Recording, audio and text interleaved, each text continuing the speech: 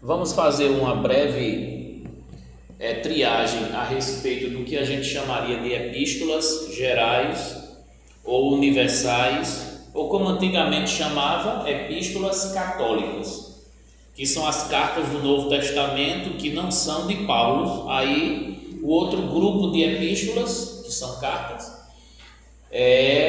estão dentro desse pacote de epístolas gerais, que aí temos Hebreus, Tiago, 1º e 2º Pedro, já são 4, mais 3 de João, e por último nós temos Judas. E aí todos esses materiais estão enquadrados numa terceira divisão da Bíblia, que são as epístolas, e elas são direcionadas para todas as pessoas e todas as igrejas que encontrassem, apesar de 2º João e 3ª João tem o nome de uma pessoa mencionada lá. E aí o 2º século, quando ainda estava em formação o cânon do Novo Testamento, já colocava-se 7 cartas que são dirigidas aos crentes de forma geral. As epístolas de Paulo, por exemplo, ou é uma igreja específica em um lugar ou a uma pessoa específica. Mas aí essas epístolas universais, elas não têm um local específico direcionada no seu destinatário. Aí nós temos essa lista. Hebreus, Tiago, Pedro, João e Judas estão enquadrados. A discussão sobre a epístola aos Hebreus, você já sabe que é uma discussão muito antiga e ainda não tem decisão. À medida em que se estuda sobre Hebreus, mais especulações surgem. Tem até o nome de uma autora. Tem vários nomes, mas tem até o nome de uma autora que poderia ser. Aí, como é mulher, que seria Priscila, esposa de Áquila, como é uma mulher, esconderam basicamente para não ser rejeitada porque foi uma mulher. É possível encontrar as doutrinas essenciais do Velho Testamento e dos evangelhos sinóticos nessas epístolas universais, e foi o Velho Testamento e os evangelhos que moldaram o pensamento dos teólogos desses autores. Hebreus tem um foco muito levítico. Tiago se preocupa muito com a questão prática da fé. A primeira epístola de Pedro e a segunda trabalha muito as questões do falso profeta, do falso evangelho, do falso pastor e a perseverança na fé.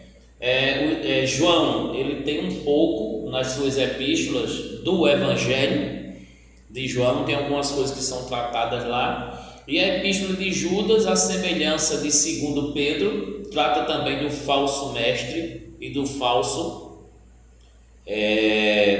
obreiro, do falso evangelho que é pregado. Vamos começar a nossa discussão com relação a Hebreus, porque é uma carta que trata especificamente da superioridade de Cristo e da sua obra. Aqueles que queriam abandonar o cristianismo puro e simples para voltar para o judaísmo, essa carta foi direcionada para esse grupo, não ao judaísmo e sim ao cristianismo. O conteúdo indica que poderia ter sido escrito antes da destruição do templo, porque tem uma menção em relação ao templo, né? A gente vai ver o capítulo 10, versículo 11 e o capítulo 13, versículo 11, que alguns usam esse texto para justificar que o templo ainda estava de pé. Mas não é, vamos dizer, um argumento muito... Como é que eu posso dizer? Não é um argumento absoluto. É possível que alguém discorde e tenha outros argumentos. A única evidência em relação ao local em que o livro foi escrito é por causa da saudação pelos da Itália. Então está se referindo a Roma. Capítulo 13, versículo 24, indicando talvez que o autor estivesse nessa região romana da Itália. Uma palavra importante na epístola é a palavra melhor, ou como às vezes é traduzido por maior, usado para descrever que Cristo e os benefícios do Evangelho são bem melhores do que qualquer outra opção que exista no judaísmo. Vamos ler esses versículos, porque a gente pode até utilizar isso para descrever nos dias de hoje aqueles que acham que servindo em outra religião poderia encontrar benefício ou vantagem. Vamos ver esses versículos aí de Hebreus. Começa o capítulo 1 e o verso 4, né? O capítulo 1 e o verso 4.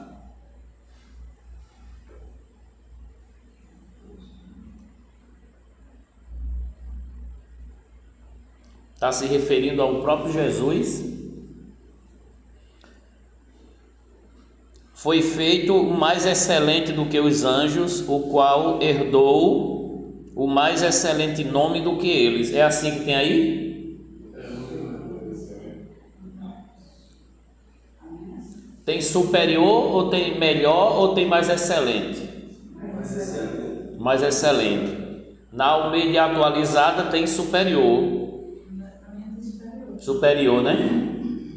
Superior do que os anjos, e herdou o nome excelente ou o nome melhor. Tem versões que vão utilizar essa ideia. Capítulo 7, verso 19. Capítulo 7 e o verso 19 e 22. Pois a lei nunca aperfeiçoou coisa alguma, e por outro lado se introduz uma esperança melhor pela qual nos chegamos a Deus. Quer dizer, a proposta do Evangelho em relação ao que a lei propõe, a lei não aperfeiçoou nada ao longo do tempo, muito pelo contrário, colocou o homem mais distante de Deus, porque cumprir a lei aproximava de Deus. Ninguém cumpria, então quem se achegava a Deus? E aí, essa aproximação de Deus veio através do Evangelho. E o 22, por isso mesmo Jesus se tornou o mediador ou fiador de uma melhor aliança. Melhor ou superior? Como é que está aí? Melhor no 22. Aí está superior, né? O teu? O versículo 22. Agora 8 e o verso 6. Mas agora Jesus obteve um ministério muito mais excelente, quanto também é mediador de uma melhor e superior aliança instituída com base em superiores promessas. Olha mesmo, Jesus ele tem um ministério superior porque ele é mediador de uma aliança superior com base em promessas superiores. Olha como esse versículo aqui ele destaca a temática do livro de Hebreus. E o 9:23, 9:23.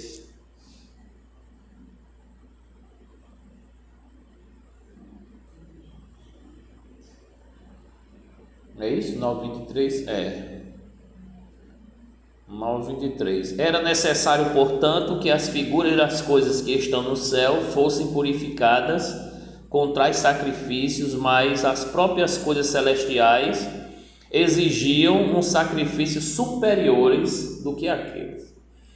Que na verdade o que Jesus fez foi um sacrifício superior. Jesus ele não só era o sacerdote quando ele veio, ele foi o próprio sacrifício oferecido, ofereceu a si mesmo. Qual é o próximo? 10:34. 10:34. Porque vocês não apenas se compadeceram dos encarcerados, mas também aceitaram com alegria a expoliação dos seus bens, porque sabiam que tinham um patrimônio superior e durável. Abriu mão de coisas terrenas para recompensas celestiais. também a ideia de superior e de melhor. Agora 11, tem 3 versículos no 11, no capítulo 11 aí. O capítulo 11 de Hebreus ele é fantástico, né, em relação à fé, porque dá a definição de fé, mostra também a necessidade que temos para poder se relacionar com Deus, a ideia da necessidade da fé, definição da fé e os exemplos de fé daqueles que morreram no Antigo Testamento. 11:16, mas agora desejam uma pátria superior, isto é, celestial. Por isso Deus não se envergonha deles de ser chamado seu Deus, porque lhes preparou uma cidade. Deus maravilhoso. Cidade melhor do que a de Bahia. Quem crê, diga amém. 35 agora. Fala de mulheres. Mulheres receberam pela ressurreição seus mortos, que alguns foram torturados, não aceitando seu resgate, porque para obterem uma superior ressurreição. Quer dizer, aceitaram morrer de bom grado, porque sabia que a ressurreição estava garantida. E agora o verso 40, porque Deus tinha previsto algo melhor para nós, para que eles sem nós não fossem aperfeiçoados. Então, a proposta da carta aos Hebreus, que por um tempo ficou fora do cânon, foi rejeitado. Hebreus, Judas, 2 de Pedro, Apocalipse foram livros que ficaram por um tempo rejeitados, até que do 3º século não tinha mais dúvida dessa turminha aí. A maioria das bênçãos do judaísmo relacionava-se com as coisas terrenas. Esse era o problema.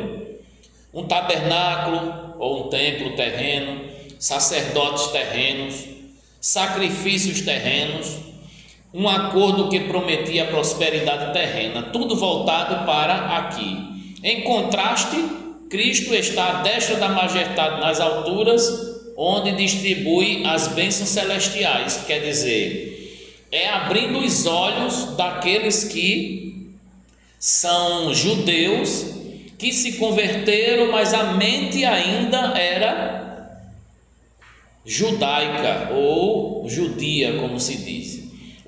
Saíram do judaísmo, mas o judaísmo não saíram dele. Tem crente assim, saíram do catolicismo, mas o catolicismo não saiu dele. Saiu do espiritismo, mas o espiritismo não saiu dele. Eis a questão. Tem uma outra coisa aqui a destacar, que seria basicamente alguns temas a abordar, né? Proporciona um incentivo aos crentes com advertências solenes em relação a isso, né? Qual é o incentivo e a advertência? O capítulo 2 de Hebreus, o perigo da negligência. O capítulo 3 e o 4, o perigo da incredulidade.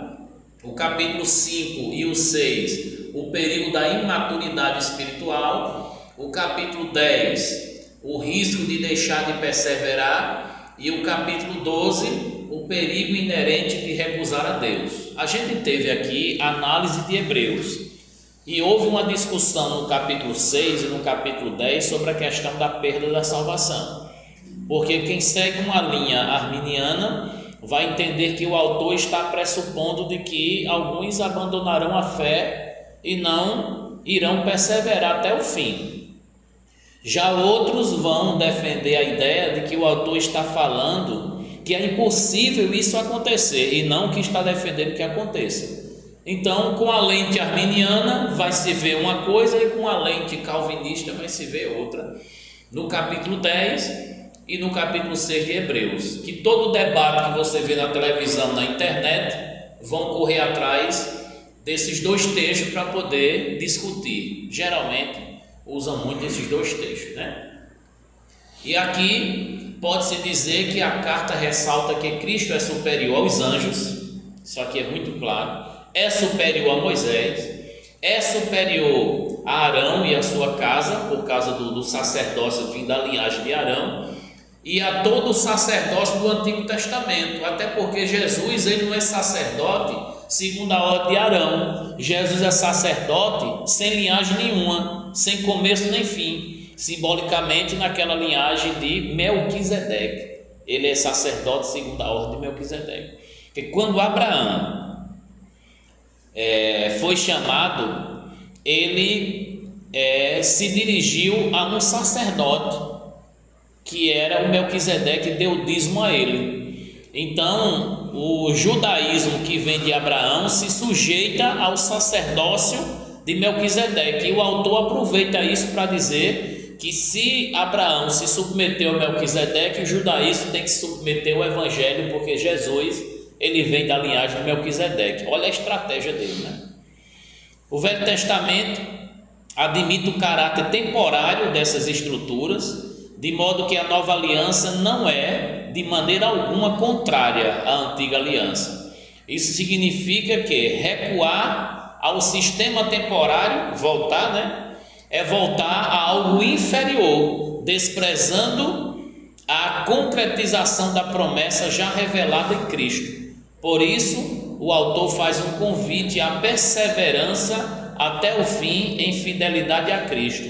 Não abandone Cristo, não abandone a nova aliança, continue perseverante, porque essa proposta do Evangelho em Cristo é superior à antiga aliança, a aliança da lei. Isso aqui é o resumo da teologia que nós encontramos na carta aos Hebreus.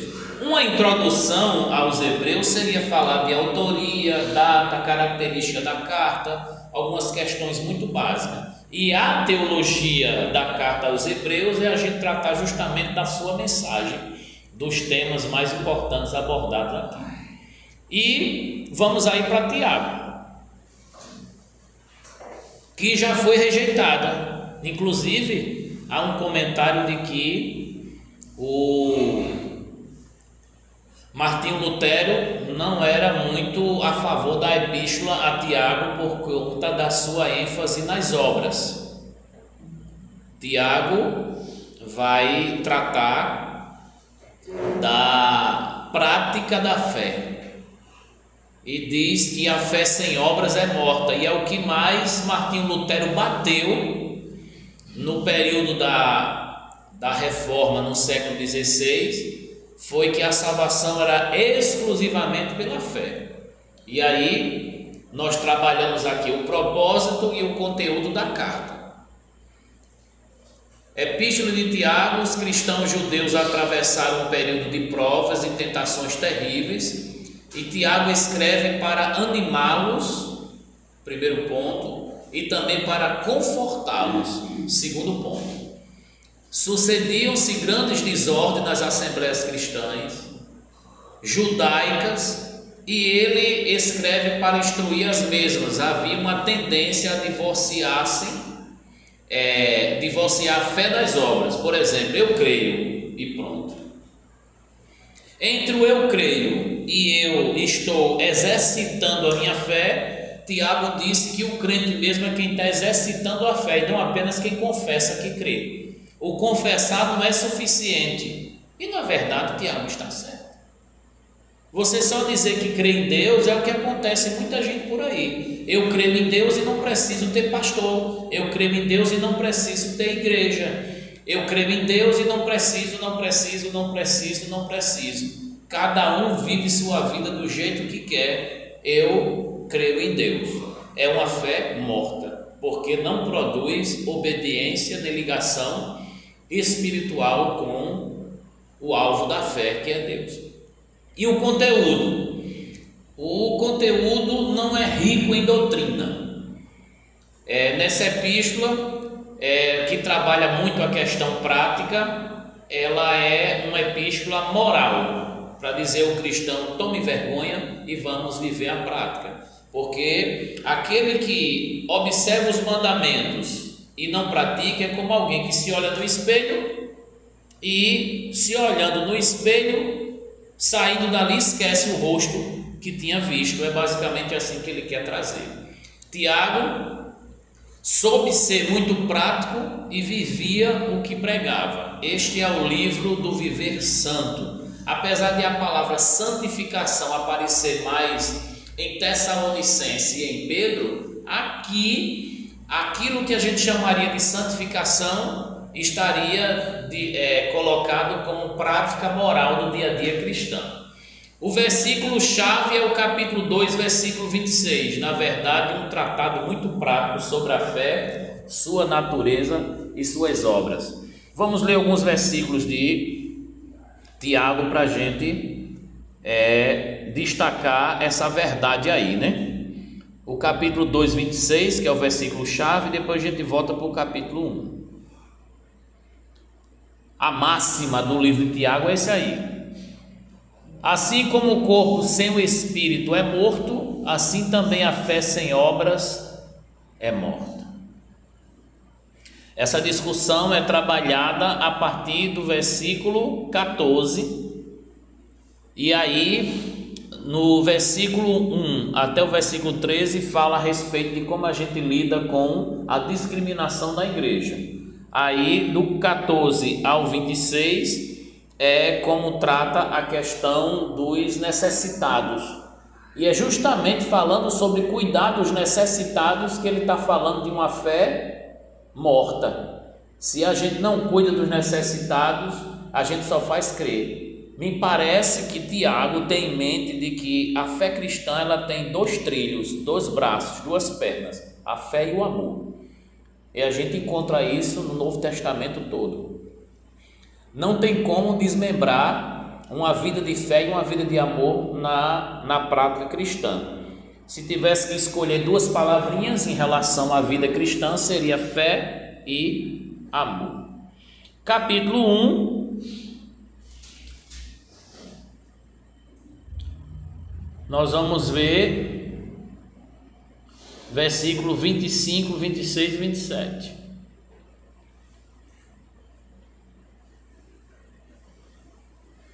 Mas aquele que atenta bem para a lei perfeita, que é a lei da liberdade, e nela persevera, não sendo ouvinte que logo se esquece, mas praticante, esse é bem-aventurado no que realizar. Se alguém supõe ser religioso, eu não me recordo na Bíblia, no Novo Testamento principalmente, a palavra religião.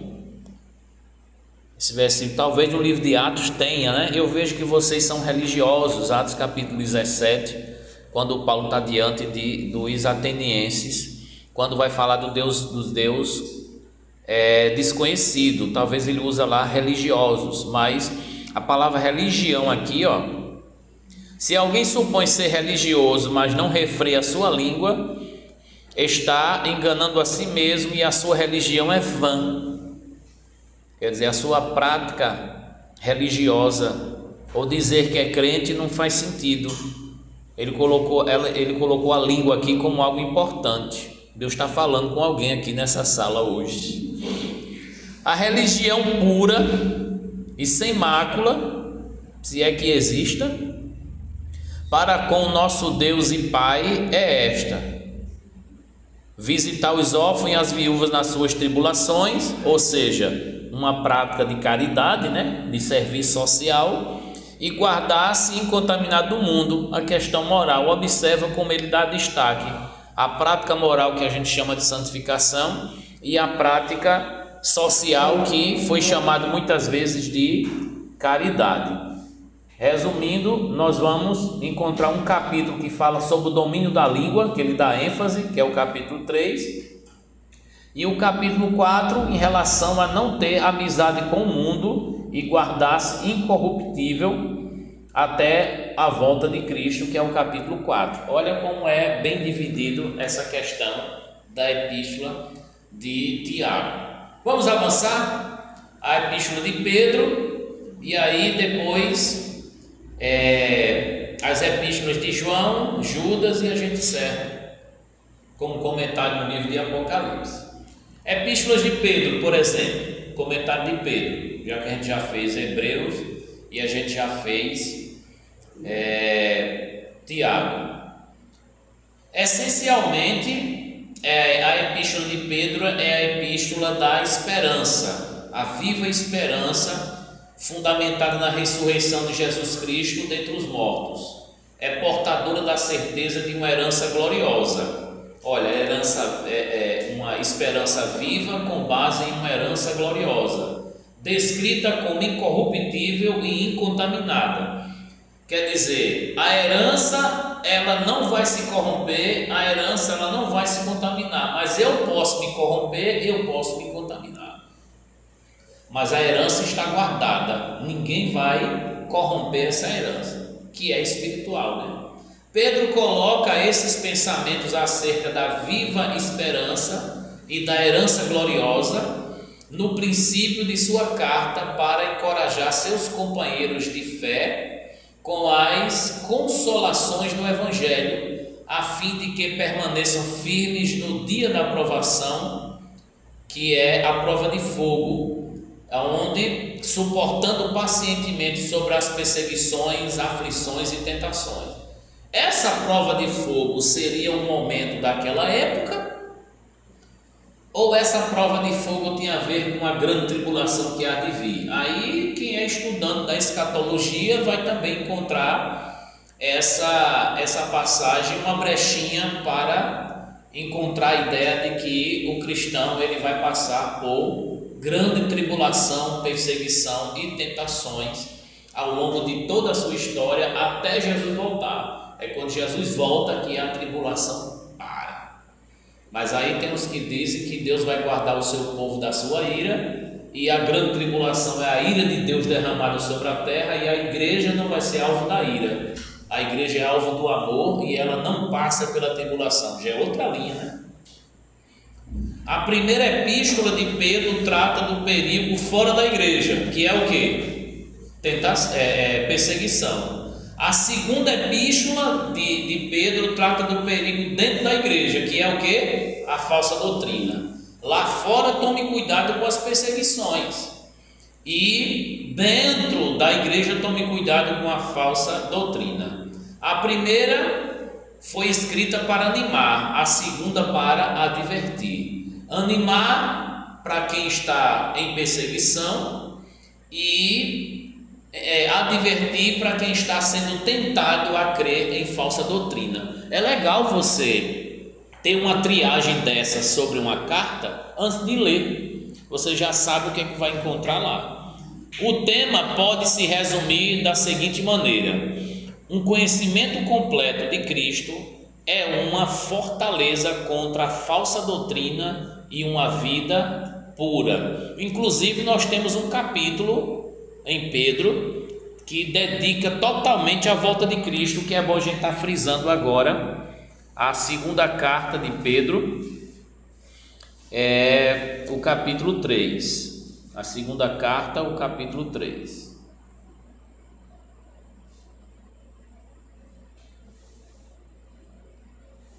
Qual é o tema que temos aí? O capítulo 3. Segunda carta, o capítulo 3. Promessa do Senhor é segura. A promessa do Senhor o quê? É segura. É segura? Tem essa? É? A segunda vinda de Jesus. A segunda vinda de Jesus, que vai tratar sobre a promessa da segunda vinda. Capítulo 3. Só que o título deixa uma coisa assim muito vaga, né? Muito vaga, mas a temática aqui é a volta de Cristo. Se você ler logo no início mesmo, você vai perceber. Vamos lá, o verso 1. Amado, esta é agora a segunda carta que escrevo a vocês. Em ambas procuro com lembrança despertar a mente esclarecida de vocês, para que se lembre das palavras que anteriormente foram ditas pelos santos profetas, e também se lembre do mandamento do Senhor e Salvador que os apóstolos de vocês lhes ensinaram. Antes de tudo, sabe que nos últimos dias virão escarnecedores com as suas zombarias, andando segundo suas próprias paixões e dizendo: onde está a promessa de sua vinda? Porque desde que os pais morreram, todas as coisas permanecem como desde o princípio da criação. Acontece que, de propósito, esquecem que os céus existem desde desde muito tempo, e que a terra surgiu da água e através da água pela palavra de Deus. Com base nesta palavra, também o mundo daquele tempo foi destruído, afogado em águas. Pela mesma palavra, os céus e a terra que agora existem têm sido guardados para o fogo, estando reservados para o dia do juízo e da destruição dos ímpios. Aí aqui vem o 8 e o 9. Mas há uma coisa, amados, que vocês devem esquecer, que para o Senhor um dia é como 1000 anos e 1000 anos como um dia. Aqui ele não está dizendo que um dia vale 1000 anos. Por exemplo, tem gente que diz que todo o plano de Deus vai durar 7000 anos. Jesus vai vir nesse milênio porque se ele fez o mundo em 6 dias e no 7º descansou, então vai ser 6 anos e no 7º ele vem, transformando cada dia da criação em 1000 anos. Aí tem gente que usa essa ideia de que ele vai vir agora, nessa dispensação, porque é a dispensação do descanso da terra. Uma viagem aí que tira por aqui, por esse versículo. Não faz sentido nenhum. Antes de Abraão 2000, de Abraão para Jesus 2000, e de Jesus para cá mais 2000. 2 mais 2 mais 2, 6. Então nós estamos agora no 7º milênio. E nesse 7º milênio nós vamos ter Jesus voltando. É a decisão que se tem a partir disso, mas não é literal. Aqui é uma linguagem simbólica. O verso 9: o Senhor não retarda a sua promessa, ainda que alguns a julguem demorada. Pelo contrário, ele é paciente com vocês, não querendo que ninguém se perca. Olha que versículo importante, né? Mas que todos cheguem ao arrependimento. Porém, o dia do Senhor virá como um ladrão na noite. Naquele dia os céus passarão com grande estrondo e os elementos desfalecerão pelo fogo. Também a terra e as obras que nela existem desaparecerão. O dia do Senhor, a ideia da sua promessa de vir, né? E aí esse texto é um texto considerável. O capítulo 2 anterior a esse, que trata dos falsos profetas, também é um texto considerável, e é uma epístola que a gente poderia tratar em um culto denominado doutrina, aonde a exposição das escrituras deveriam estar lá, mais do que uma apostilazinha, uma revistinha ou qualquer outro folheto. A gente trabalha muito essa questão da Bíblia. Ninguém precisa gastar nada, está todo mundo com a Bíblia na mão e todo mundo aprendendo. Eu gostei muito de ver isso em muitas igrejas já, culto denominado de doutrina ser uma exposição direta das Escrituras. Eu acho isso fantástico. E aí, até Jesus voltar, tem aí a Bíblia todinha para isso acontecer. Vamos para João? Para João, está terminando. Para João. E aí, quando a gente fala de João, a gente fala de epístolas, porque a gente já tratou do Evangelho de João, o Evangelho que vai tratar do Filho de Deus, que é a causa, a razão e a garantia da vida eterna. Aqui nós vamos falar de epístolas.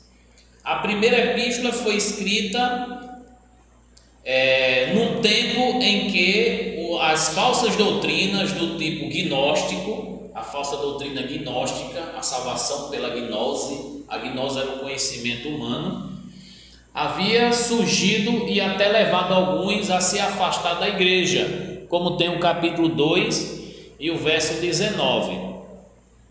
Abra aí, 2,19. Quem achar vai ler.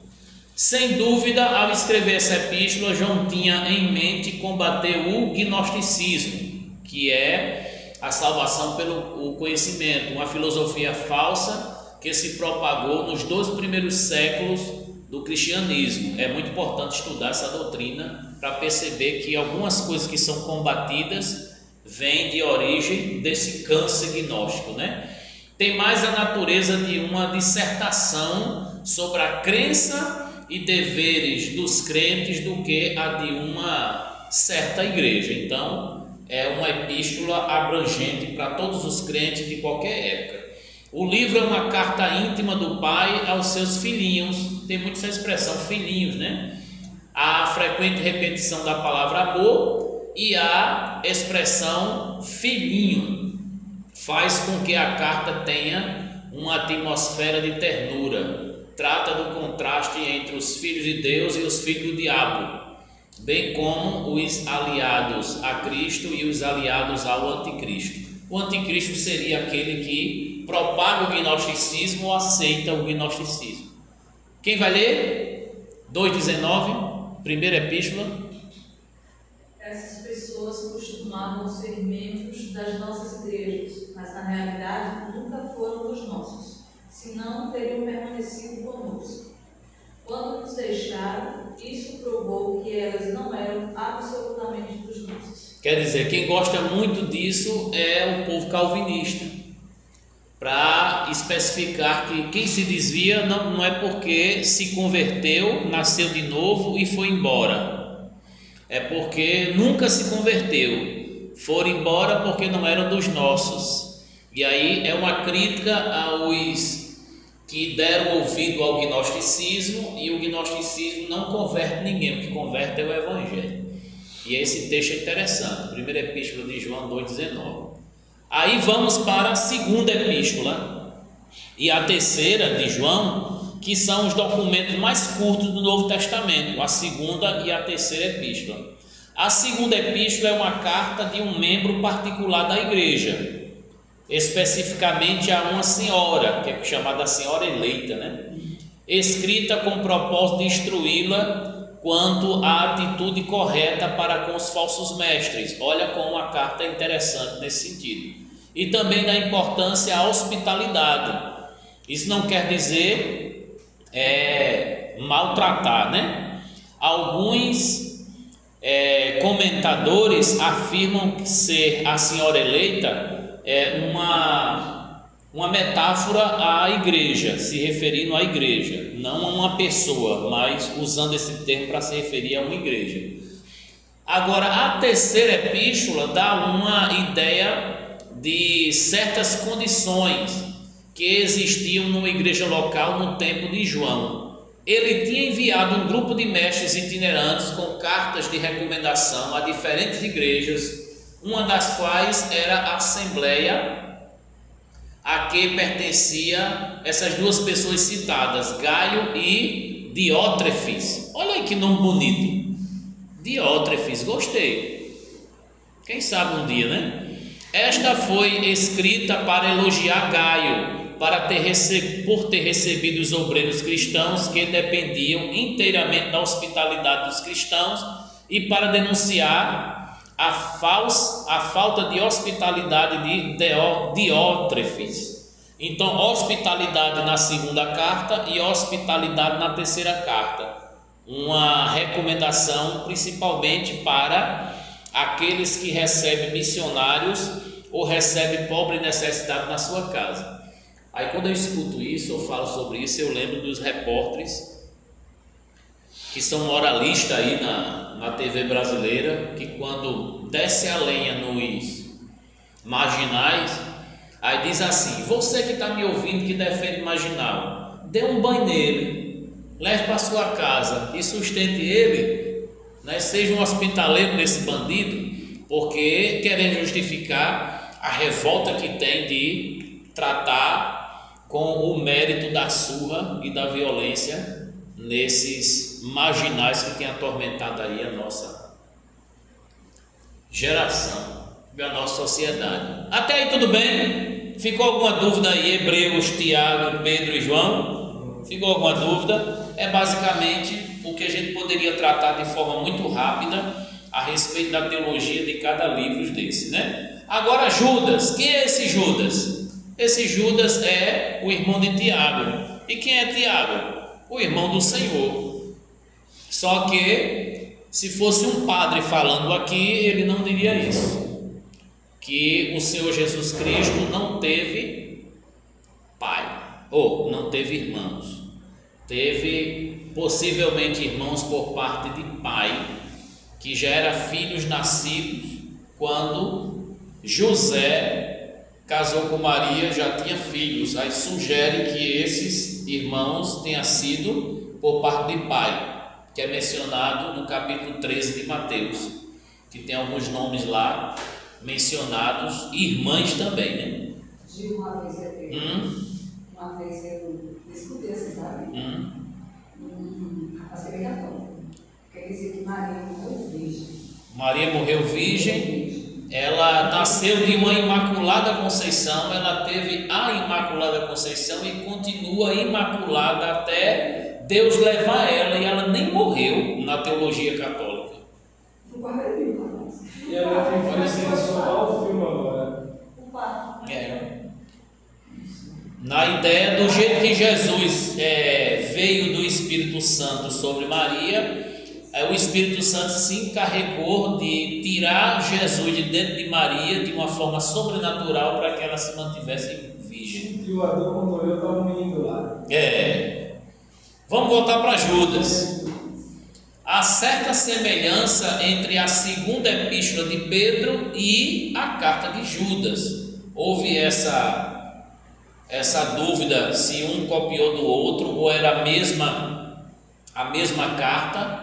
Por conta, eu acho que é o capítulo 2 de 2 de Pedro, que trata dos falsos mestres. Judas é muito parecido com o conteúdo. Aí parecia uma cópia, ou uma eliminava a outra, não precisava dos dois. Mas aí depois, com o tempo, perceberam que trata-se de materiais diferentes, de pessoas diferentes. Pedro é Pedro e Judas é Judas. Ambas tratam da apostasia, que muita gente diz que a apostasia, e faz sentido, é o abandono da fé e um dos pecados sem perdão. Que a Bíblia fala de 3 coisas que não tem perdão. 3 coisas que não tem perdão. A primeira, todo mundo lembra, a blasfêmia contra o Espírito Santo. A segunda é a apostasia, e a terceira, valendo R$1 milhão,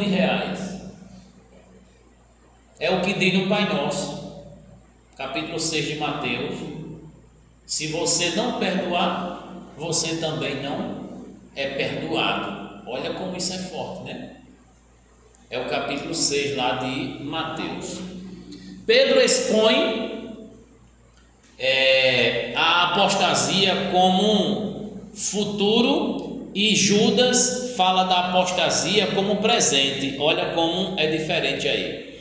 Pedro expõe os falsos mestres como perigosos. Judas descreve em extrema depravação e na maior desordem. Judas é mais severo.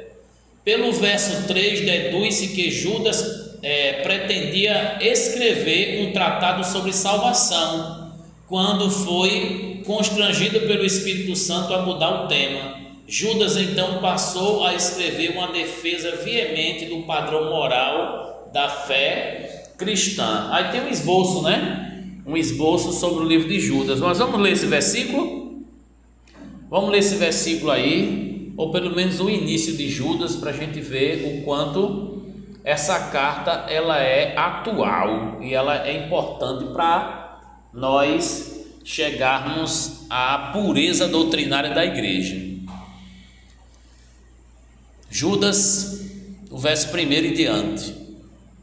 Judas, servo de Jesus Cristo, irmão de Tiago, aos que foram chamados, são amados em Deus Pai, guardados em Jesus Cristo, que a misericórdia, a paz e o amor lhes sejam multiplicados. É a saudação comum das cartas. Se identificar, uma saudação. E o destinatário, né? Agora o tema da carta, 3 em diante. Amados, quando eu me empenhava para escrever-lhes a respeito da salvação que temos em comum, senti que era necessário, senti de Deus, senti que era necessário corresponder-me com vocês para exortá-los a lutar pela fé que de uma vez por todas foi entregue aos santos, pois certos indivíduos cuja sentença de condenação foi promulgada há muito tempo, se infiltraram no meio de vocês sem serem notados. São pessoas ímpias que transformam em libertinagem a graça do nosso Senhor Deus e nega o nosso único, soberano e Senhor, Jesus Cristo. Aí ele vai descrever quem são esses, né? No versículo 3 aí da Bíblia que vocês têm aí, vem dizendo, depois da salvação que temos em comum, senti que era necessário falar com vocês a respeito da luta pela fé. Como é que diz aí o verso 3?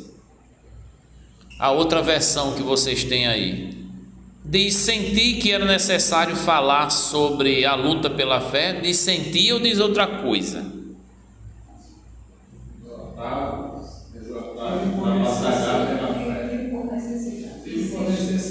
Aquele insistiu, como vocês pretendem enfrentar bravamente.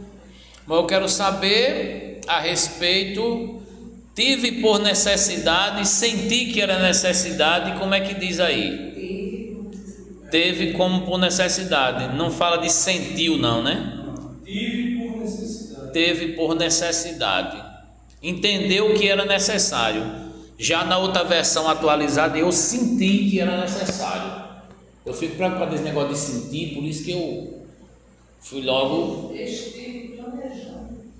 Planejou tratar sobre outra coisa. Estava falando sobre, eu quero falar sobre salvação. De repente, foi conduzido a tratar sobre o falso evangelho e o falso mestre.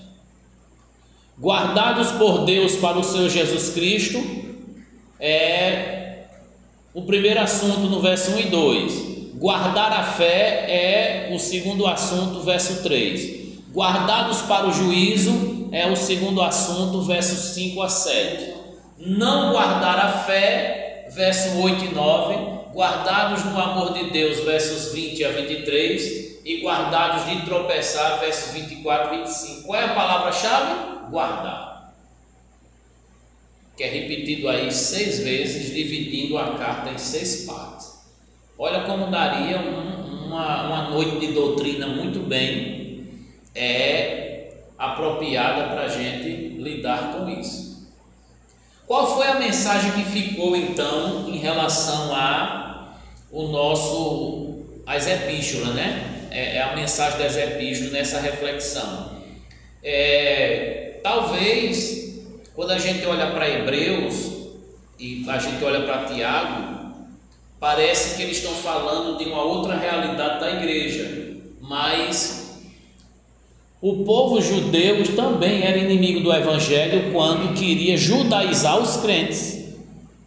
Já a ideia de João eram gnósticos, filósofos que se convertiam e queria trazer mais filosofia do que teologia.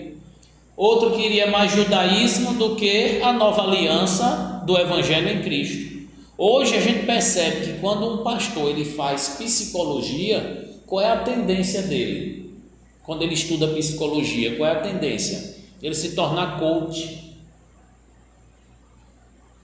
Você perceber que no discurso dele, tudo vai ser transformado em problema psicológico e tratamento psicológico. Problema psicológico e tratamento psicológico. Por isso que tem que separar pregação do evangelho de palestras. Palestra é uma coisa, pregação do evangelho é outra. E aí existe o palestrante e existe o pregador. O pregador ele tem que fazer uma exposição do texto que o autor estava pensando quando escreveu. Já o palestrante ele vai falar de um tema atual e vai procurar na Bíblia o que pode ser encontrado desse tema atual. É diferente. Nós temos epístola falando sobre a superioridade de Cristo, a superioridade da nova aliança. Nós temos epístola falando sobre a questão da fé e das obras. Nós temos epístola falando da importância do amor ao próximo, da importância da perseverança. E nós temos epístola falando do falso mestre e da necessidade de ficar atento para a volta de Cristo. E aí trata da hospitalidade, trata do amor próximo, trata de continuar firme na fé. E eu tinha separado isso aqui para sugerir quem fosse fazer trabalho, aí iria utilizar esse livro, Teologia do Novo Testamento, de Roy Zuck, para poder fazer um plano A, plano B ou plano C.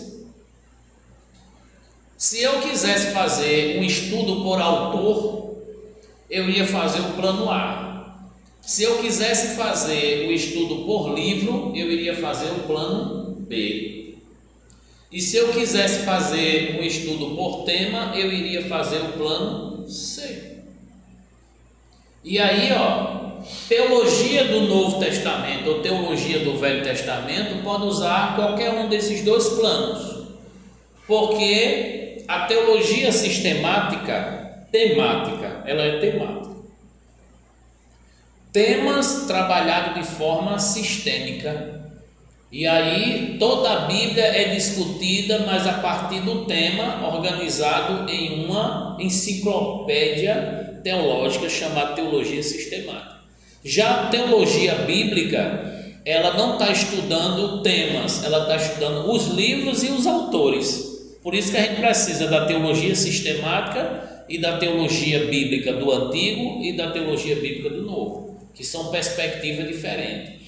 Qual é a que erra menos? A teologia bíblica, porque você está direto no texto, estudando o texto. Qual é a passiva de erro? A teologia sistemática, que vai estar juntando retalhos obrigatoriamente sobre aqueles temas abordados. Pode acontecer de houver alguma coisa, é tanto que existe dezenas de teologia sistemática que faz afirmações diferentes sobre salvação, sobre pecado, sobre a volta de Cristo e tudo mais. A gente vai encerrar aqui e a gente vai conversar um pouco sobre o livro de Apocalipse. E aí eu vou procurar aqui o texto para a gente conversar sobre o livro de Apocalipse, para a gente encerrar. Vamos tomar um café? Vamos tomar um cafezinho aí.